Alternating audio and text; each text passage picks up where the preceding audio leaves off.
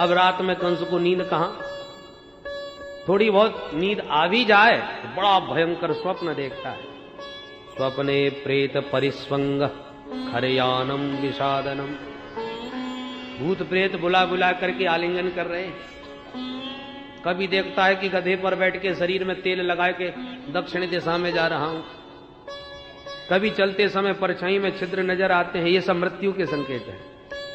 प्राण घोष शांत हो गया, इसलिए कंस का भय और भी कई गुना बढ़ गया। जैसे तैसे सवेरा हुआ। नंद बाबा बोले लाला चल, प्रभु बोले बाबा आप चलो हम बाद में आएंगे। नंद बाबा तो आगे चल के अपने सभागार में अपने उपयुक्त स्थान पर बैठ गए। बाद में दाऊ भैया के साथ गोविंद चले और जैसे ही प्रभु ने सभागार में प्रवेश किया तो दरवाजे पर बड़ा विशालकाय हाथी, जिसमें 10,000 हाथियों का अकेले में बल, नाम था कुबलयापीड, मुख्य दरवाजे पर खड़ा है। भगवान बोले महावत हाथी हटाओ, हम भीतर जाएंगे। अंबाम बष्ट मार्गम नो देह्यम अप्राकमाचिरम, सुनता क्यों नहीं है, हाथी क्यों नहीं हटाता? इतने पर भी नहीं सुना तो भगवान ने डांटा है, ज्यादा गड़बड़ करेगा तो एक मुष्टिका में तेरे हाथी को और तेरे को सीधा यमलोक का रास्ता दिखा दूंगा। नोचेत सकुंजरम त्वाद्य नयामी यम साधनम, भगवान के हाथ का मरा कोई यम सदन नहीं जाता। तो क्यों कहा? बोले यम साधनम का मतलब यमई ही साध्यते, यम नियमादि अष्टांग योगों की सिद्धि से जो गति योगियों को मिलती है वो एक थप्पड़ में हम तुमको दे देंगे। नयामी यम साधनम, महावत कुपित हो गया। मदांध हाथी खड़ा था, उसमें अंकुश मार के भगवान की तरफ दौड़ा दिया। भगवान ने भी दौड़ के तुरंत उसके दोनों लंबे लंबे दांत पकड़ के जोर का झटका मारा, हाथी पूरा वेदांती हो गया, बिना दांत का हो गया। दाऊ जी बोले लाला एक दांत मोकू फेंक, तो एक दांत दाऊ जी की ओर उछाल दिया। दोनों भैयाओं ने वाके दांत और बाकी पीठ मार मार के एक कर दी। हाथी महावत दोनों ही गोविंदाय नमो नमः। भगवान बोले दाऊ भैया जब दरवाजे पे ही खटपट है तो भीतर भी गड़बड़ होगी, खाली हाथ जाओ ठीक ना है, चलो या हाथी के दांत संग ही ले चले। तो रक्त रंजित हाथी का दांत कंधे पे धर के दोनों भैया भीतर पहुंचे। जो भीतर प्रवेश किया तो सभा में हजारों लाखों व्यक्ति बैठे हैं। उन लाखों आंखों ने एक साथ भगवान को देखा और सब अपनी अपनी भावना से अलग अलग रूपों में भगवान का दर्शन कर रहे हैं। जाकी रही भावना जैसी, जागी रही भावना जैसी, प्रभु मूर्ति तिन्ह देखी तैसी, प्रभु मूर्ति तिन्ह देखी तैसी, जाकी रही भावना जैसी, जागी रही भावना जैसी। सुखदेव बाबा वर्णन करते हैं, मल्लानाम असनिर्णाम नरवर स्त्रीणां स्मरो मूर्तिमान, गोपानां स्वजनो सतां क्षितभुजां, शास्ता स्वपित्रो शिशुः, मृत्युर्भोजपते विराट विदुषां, तत्त्वं परं योगिनां, वृष्णीनां परदेवतेति विदितो, रंगं गत साग्रज। रसो वैसः, परमात्मा तो रसस्वरूप है, सारे रस एक साथ प्रकट हो रहे हैं। मल्ला नाम असनी, असनी नाम वज्र। पहलवानों ने देखा तो ऐसा लगा जैसे साक्षात कठोर वज्र ही मूर्तिमंत खड़ा है। यह है रौद्र रस। निर्णाम नरवरः, साधारण मानवों ने देखा, देखो एक विशिष्ट महापुरुष हमारे बीच उपस्थित हुए हैं। मानवों में सर्वश्रेष्ठ नरवरः, पुरुषोत्तम। ये अद्भुत रस, ये कौन आ गया? आश्चर्य भरी दृष्टि से जो देखे देखता ही रह जाए। अद्भुत बालक। स्त्रीणाम स्मरो मूर्तिमान, स्त्रियों ने देखा, सुंदरियों ने देखा तो लगा जैसे अनंग ही अंग धारण करके खड़ा है। ये श्रृंगार रस मूर्तिमान कामदेव के समान।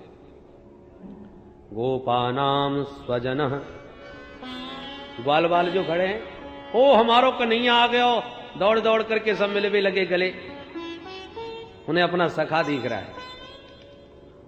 यहां पर सख्य रस और हास्य रस है। असताम क्षितिभुजाम शास्ता, जो दुष्ट प्रकृति के राजा सभा में बैठे थे, उन्होंने जब भगवान को हाथ में हाथी का दांत लिए देखा तो उनको लगा जैसे हम सबका शासक खड़ा है, जो गड़बड़ करेगा उसी की खोपड़ी में दांत पड़ेगा, हाथी का दांत। शासक, महाशासक के रूप में प्रभु का दर्शन हो रहा है। ये वीर रस। स्वपित्रो शिशु, कंस ने वसुदेव देवकी को भी सभागार में बैठा रखा है, नजर बंद करके, कि तुमने अपने बच्चों को बचाने में कसर तो नहीं छोड़ी, अब तुम्हारी आंखों के सामने वो मरेंगे, देखना। बंधक बनाए बैठा रखा है। तो दोनों दंपति आज अपने लाला का दर्शन कर रहे हैं। स्वपित्रोह द्विवचन है, तो दोनों में श्री, क्योंकि नंद बाबा तो अकेले हैं, इसलिए देवकी वसुदेव दोनों को दर्शन हो रहा है। शिशु हो, छोटे से, आप उसमें कह रहे हो देखो इतना सा छोड़ के आया था मैं, आज कितना बड़ा हो गया। वात्सल्य उमड़ने लगा, देवकी मैया के नेत्र सजल हो गए। आज 11 वर्षों के बाद वो इतना सा लाला मुझे मिला है, पर न तो बेटा कह पा रही हूं, न पास में जा पा रही हूं, न अंक से लगा पा रही हूं। इसलिए यहां पर दो रस एक साथ प्रकट हो रहे हैं, वात्सल्य और कारुण्य। करुणा भी जागृत हो रही है, क्योंकि पुत्रों की उपस्थिति में भी उनसे मिल नहीं पा रहे। कारुण्य रस और वात्सल्य रस। मृत्युर्भोजपते, भोजपति कंस ने देखा तो लगा साक्षात मौत खड़ी है मेरे सामने, काल दंड लिए यमराज खड़े हैं मेरे सामने। ये भयानक रस। विराट अविदुषाम, अविदुषाम अज्ञानिनाम विराट, मूर्खों को, अज्ञानियों को भगवान का दर्शन विराट रूप में हुआ। यह है बीभत्स रस। भगवान ने अभी अभी ताजा ताजा दांत उखाड़ा है ना हाथी का, तो उसमें रक्त लगा है, और रक्त की बिंदु यत्र तत्र गोविंद के श्री अंग में भी लगी हुई है। तो रक्त रंजित वो हाथी का दांत देखकर अज्ञानियों को भगवान के श्री अंग में विभत्स रस का भी दर्शन हुआ। ये भी एक रस है। तत्वम परम योगिना, बड़े बड़े अमलात्मा विमलात्मा सिद्ध संत जो बैठे थे, उन्होंने देखा तो ओहो ये वही परम तत्व है।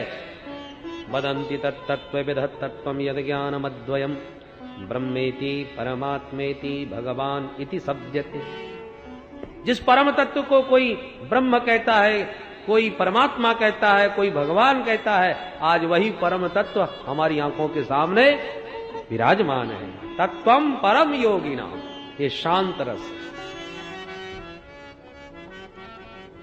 और जो भोजवंशी, कृष्णवंशी, अंधकवंशी, यदुवंशी सब बैठे हुए हैं, वो भगवान से अपना नाता जोड़ रहे हैं। ये मेरा भांजा है, कोई कहता मेरा भतीजा है।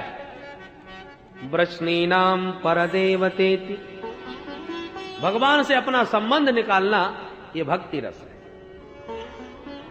रंगम गतः साग्रजः, अग्रजेन सहित साग्रजः, अपने बड़े भाई दाऊ भैया के साथ रणभूमि, जब उस रंग भूमि में माधव पधारे तो भावनानुसार सबने अलग अलग दर्शन किए। पर चाणूर नाम का दैत्य भगवान के सामने टाल ठोक कर का आ गया। हे नंद सूनु, हे राम भवंतौ वीर सम्मतौ, हे नंद के छोरा बहुत नाम सुना है तेरा, चल आ दो दो हाथ कर। हमारे महाराज कंस पहलवानी के बड़े शौकीन हैं, मल्ल युद्ध के पारंगत हैं, प्रजा का कर्तव्य होता है राजा को प्रसन्न करना। आइए हम और आप मल्ल युद्ध के द्वारा महाराज को प्रसन्न करें। भगवान हंस करके बोले, चोरे थोड़ी बहुत शर्म है कि बाजार में बेच खाई। मैंने 100 छोरा और तेरो पहाड़ जैसो शरीर। अरे मेरी कुश्ती देखनी है तो मेरो जोड़ीदार कोई निकार। बाला वयम तुल्य बलई क्रीडश्यामो यथोचितम। भाई बराबर की कुश्ती होनी चाहिए। ये पहाड़ के साथ तेरे से कौन भिड़ेगा? अट्टहास करके हंसा चाणूर और बोला, क्यों बातें बनानी बहुत आती है तुम्हें? अरे अभी अभी कुछ पलों पूर्व हाथी का दांत उखाड़ करके ले आए। पता है वो हाथी कौन था? 10,000 हाथियों का बल रखने वाला कुबलिया पीठ। और खेल खेल के मैं उसको अनायास मार दिया और फिर भी तुम अपने को बच्चा कह रहे हो? मैं जानता हूं तुम कौन हो। न बालो न किशोरस्त्वम बलश्च बलिनांबर लीलिये व्योहतो येन सहस्रद्वीप सत्वभृत। इतने बलशाली हाथी को मारने वाला बालक नहीं हो सकता, इसलिए आओ मेरे से द्वंद्व युद्ध करो। छोटे छोटे ग्वाला दौड़ के बोले, एक कन्हैया घबराइयो मत, हम काहे को आए तेरे संग में? होगी सो देखी जाएगी, पूतना बारे हाथ जगह दिखा जाए। भगवान बोले, अच्छा तुम्हें सबन की इच्छा है, आइए आजा भैया। वैसे हमारे बाबा ने मना कर रखी है और तेरी कछु ज्यादा ही श्रद्धा दिख रही है तो चल हम मना ना करेंगे। कूद पड़े अखाड़े में कन्हैया। चाणूर बोला, रे बलराम तुम्हारी भी इच्छा हो तो मेरे भैया मुष्टिकासुर के साथ तुम आ जाओ। दाऊ जी बोले, वाह हम भी यही देख रहे थे कि कोई जोड़ीदार मिले तो मामा जी ये 2 हाथ हमू दिखाए दे। बले न सह मुष्टिका, बलराम जी मुष्टिकासुर के साथ भिड़ गए। बड़ा भयंकर द्वंद्व युद्ध छिड़ गया अखाड़े में। मल्ल युद्ध। हस्ताभ्याम हस्तयोर वध्वा पदभ्याम एव च पादयोः अरत्नीद्वय अरत्नीभ्याम जानुभ्याम चैव जानु। पंजे से पंजे, एड़ी से एड़ी बंधी हुई है। अद्भुत मल्ल कौशल। जो देवियां बैठी थी सब दुखी हो गई। अरे राम राम, घोर अनर्थ, महापाप, सरासर अधर्म हो रहा है। छोटे छोटे बच्चों से इतने बड़े पहलवान लड़ रहे हैं, जिन बच्चों की अभी मूछें भी नहीं आई। किशोरऊ नाप्त यौवनऊ, यौवन भी जिनका नहीं आया है। और क्व वज्र सार सरवांगऊ, कहा ये वज्र जैसे पहलवान। घोर अधर्म, ऐसे सभा में हम नहीं रहेंगी। बहुत सी देवियां दुखी होकर चली गई, कुछ मन मार के रह गई। भैया अपना पक्ष कमजोर दिखाई पड़े ना तो मैच देखने में आनंद नहीं आता। बोलो राधे राधे। हमारे कृष्ण कन्हैया इतने छोटे छोटे से और इतने पहाड़ जैसे पहलवान, अरे नहीं देखेंगे, हमें ऐसा मल्ल युद्ध नहीं देखना, उठ करके चले। कुछ मन मार के रह गई, शायद कोई चमत्कार हो, बहुत चमत्कार सुने। परंतु बड़ी देर हो गई लड़ते लड़ते। उच्च सिंहासन पर बैठे कंस को बड़ा क्रोध आने लगा। चाणूर को इशारा किया, मूर्ख घंटा भर हो गया, इन छोटे छोटे बच्चों को एक मुक्का मार के समाप्त क्यों नहीं करता? चाणूर को जोश आ गया। मालिक का संकेत पाते ही दोनों हाथ बांध के दौड़ा और पूरी ताकत से भगवान की छाती में एक मुक्का मार दिया। पर सुखदेव बाबा कहते हैं, परीक्षित ऐसे लगा वो मुक्का जैसे मत वाले हाथी में कोई माला फेंक के मार दे। ना चलत तत्प्रहारेण माला हत इवद्विप। भगवान अविचल खड़े रहे। अब मुस्कुराने के बाद बोले, तूने मुक्का मार दिया तो थोड़ी सी थप्पड़ हमारी भी खा। और यूं कह के भगवान ने जो घुमा करके एक चांटा मारा, एक चांटे में चारों कोने चित्त गिरा। चाणूर धूर चाट के चकनाचूर हो गया। बोल नंद के लाला। दाऊ महाराज ने भी फिर घुमा के एक मुष्टिका मारी। एक मुष्टिका में मुष्टिकासुर भी गोविंदाय नमो नमः। सल और तोसल, 2 पहलवान और आधम के दोनों भैयाओं ने मिलकर के उन दोनों को भी ठिकाने लगा दिया। कूट नाम का दैत्य कूदता हुआ फिर आ गया। दौड़ के कन्हैया ने 2 मुक्के मार के कूट को भी कूट दिया। बाकी के पहलवान अपने आप ही प्राण बचा के भागने लगे। अब तो कंस का क्रोध पराकाष्ठा पर। बंदी बना लो दुष्ट बालकों को, भागने न पावे। आज मैं अपने हाथों से मारूंगा, इनके बाप नंद को भी मारूंगा, अपने बाप उग्रसेन को भी मारूंगा। भगवान समझ गए इसका तो काम तमाम हो गया, बिना मारे ही मर गया। बड़बड़ाने लगा, शब्द शैली बिखर गई, शरीर कांपने लगा क्रोध में। भगवान ने एक छलांग मारी और मामा कंस के सिंहासन पर खड़े नजर आए। जब तक वो कुछ सोच पाता तब तक मार झपट्टा सिर के बाल पकड़ के घुमा दिया। प्रगृह्य केशे सुचलत किरीटम निपात्य रंगो पर तुंग मंचात। बहुत ऊंचा मंच, सिर के बाल पकड़ के घुमा के याद दिला रहे हैं, मेरी माँ देवकी को विवाह वेला पर तूने गिराया था, केस पकड़ के देवकी नंदन तुझे भी गिराने आ गया। स्मरण दिला के जोर का धक्का मारा, हड़बड़ा के कंस उच्च सिंहा से धड़ाम से नीचे गिरा, छाती पर कन्हैया भी कूद पड़े, रहे सहे कंस के प्राण भी, गोविंदाय नमो नमः। बोल कंस मर्दन भगवान की, भक्त वत्सल भगवान की। कंस का जो काम तमाम हुआ तो कंस के 8 भाई और थे, वो भी सब ले ले हथियार मारने को दौड़े, तो अकेले दाऊ महाराज ने ही हाथी के दांतों से 8 को ठिकाने लगा दिया, 8 समाप्त कर दिए। अब तो पूरी प्रजा में हाहाकार मच गया चारों तरफ। कंस की पत्नी अस्थि प्राप्ति बिलखने लगी छाती पीट पीट के। भगवान ने जैसे तैसे उन दोनों को समझाया। नंद बाबा ने तो दौड़ के लाला को हृदय से लगा लिया। अरे लाला, इतने बड़े बड़े तेने दैत्य कैसे मार दिए, मेरी समझ में ना आवे। कन्हैया बोले, मैंने एक ना मारो बाबा, तो कैसे मर गए? बोले, मोकू तो एक बंदर दिखो। अब आ बंदर ने एक एक धमुकरा धर दिए, सुधारी के सबरे मर गए। नंद बाबा बोले, ओहो लाला, तेरी लड़ाई भई, झगड़ा भयो और मैंने हनुमान जी याद किए, तो को निश्चित हनुमान जी यही दिखे होंगे, वही पहलवान के देवता हैं, अतुलित बल धाम। नंद बाबा अब भी अपने लाला को नन्ना सा लाला ही समझ रहे हैं। बाबा से मिलने के बाद तुरंत भगवान अपने माता पिता देवकी वसुदेव जी के सन्मुख आए। मातरम पितरम चैव मोचेत्वाथ बंधनात्।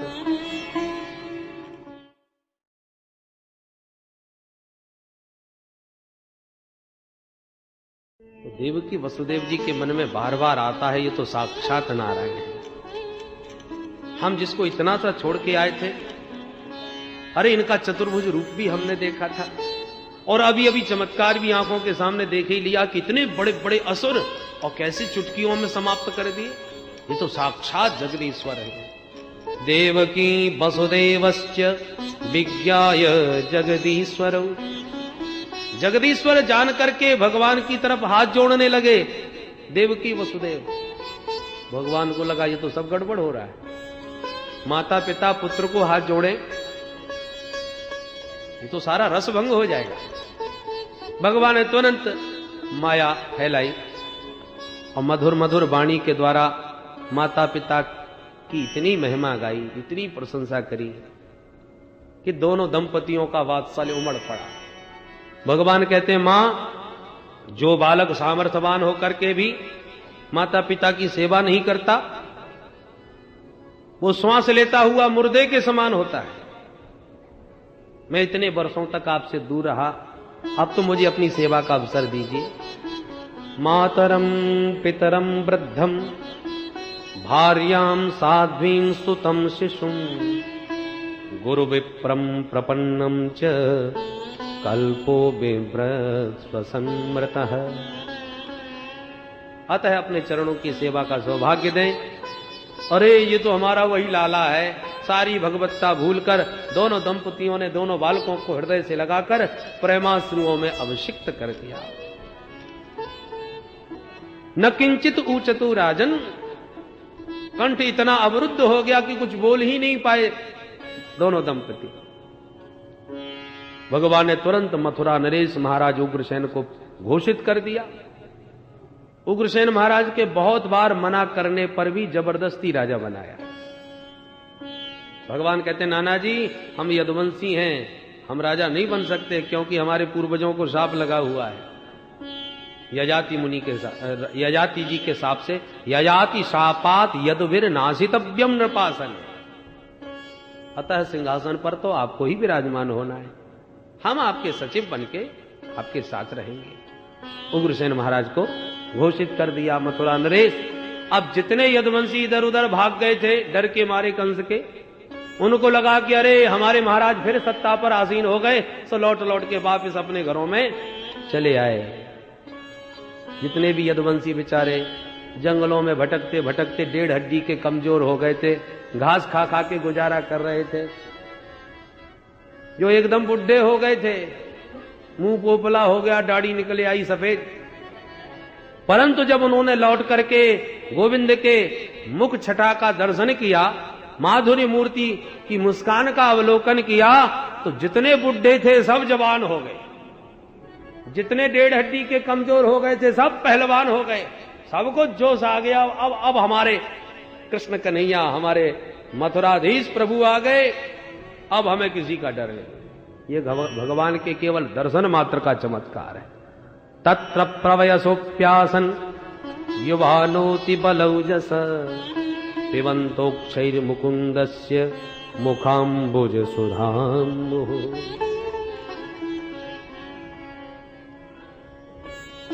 अब भगवान एकांत में नंद बाबा के पास आए और विविध प्रकार से वस्त्रालंकारों से समलंकृत करके बोले, बाबा अब आज्ञा मिल जाए तो कुछ दिन मथुरा में रह करके अपने जन्म देने वाले माता पिता की भी कुछ सेवा कर लूं और कुछ यदुवंशियों की सेवा करूं, क्योंकि कंस के मर जाने से अब कंस का जो ससुर है जरासंध, वो बदला लेने अवश्य आएगा और ये मथुरावासी सब असुरक्षित हैं। आप आज्ञा करो तो कुछ दिन इनके बीच में रह करके इनको भी सुख प्रदान करने की चेष्टा करो।